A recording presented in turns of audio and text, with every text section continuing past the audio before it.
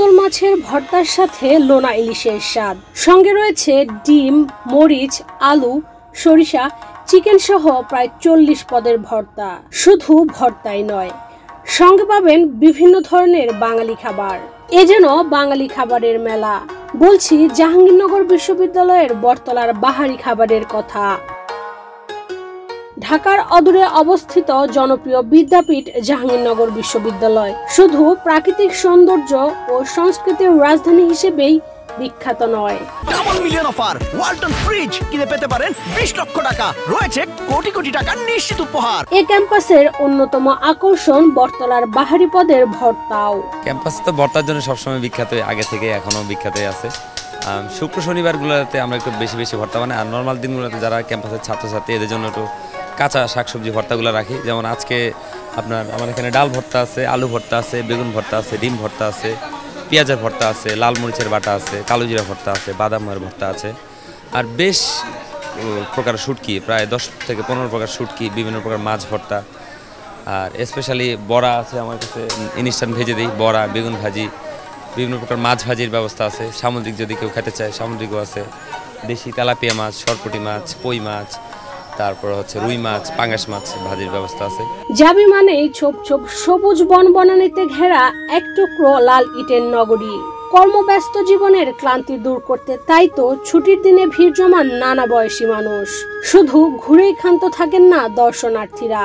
জাবিতে এসে ঘোরাঘুরির পর বটতলার বাহারি পদের ভর্তা না খেয়ে ফিরেছেন এমন দর্শনার্থী নেই বললেই চলে। দুপুর হওয়ার আগেই ভর্তার পসরা সাজানো হয় বিশ্ববিদ্যালয়ের বটতলার প্রায় সবগুলো দোকানে। বিক্রেতাদের হাঁকডাকে মুখরিত হয় পুরো প্রাঙ্গণ।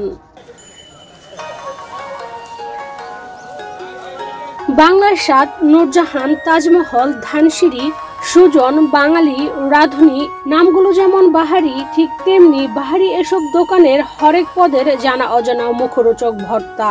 যেন ভোজন রসিক বাঙালির ভর্তা উৎসব। কি নেই সে উৎসবে?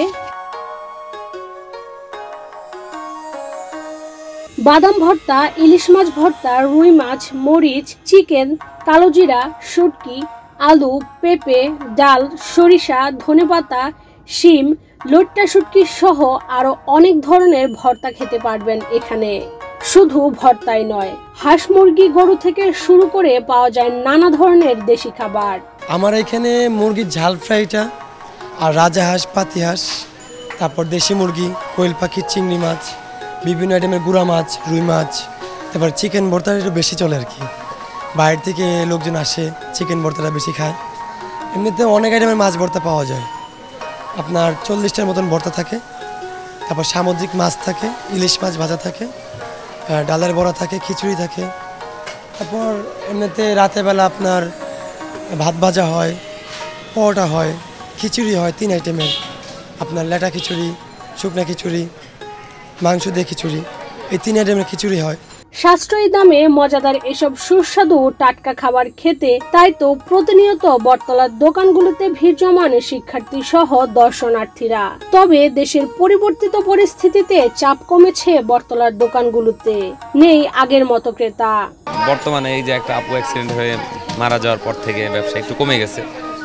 এখন রিক্সা যেহেতু নাই, রিক্সাও নাই, অটোও নাই, পায়ে রিক্সা তো খুব একটা যাত্রী আসেও না, মানুষজন আসতে চায় না। বিশেষ করে দূরে যে সমস্ত হলগুলা, ওইসব হল থেকে মানুষ এত রাত্রেবেলা দিনের বেলা হাটে আসতে চায় না। এখন একটু কমে গেছে ব্যবসা, আগে বেশি ছিল। হ্যাঁ, 1 সপ্তাহ আগে বেশি ছিল, এখন ইদানিং একদমই নাই বেচাকেনি। আজকে দুপুরবেলা দেখেন একদমই ফাঁকা, বট কোনো লোকজন নাই। আপনারা তো সাধারণত আসলে এরকম ছিল না, এখন কদিন যাবত ব্যবসা কমে গেছে। জাবিতে কবে থেকে শুরু হয়েছে এ ভর্তার উৎসব তার সঠিকভাবে জানা না গেলেও কথিত আছে এখানে থাকা পুরনো বটগাছের নাম থেকেই জায়গাটির নামকরণ করা হয়েছিল বটতলা। শুরুতে 2-1টি চায়ের দোকান ছিল, ধীরে ধীরে এসব খাবারের দোকান চালু হয়।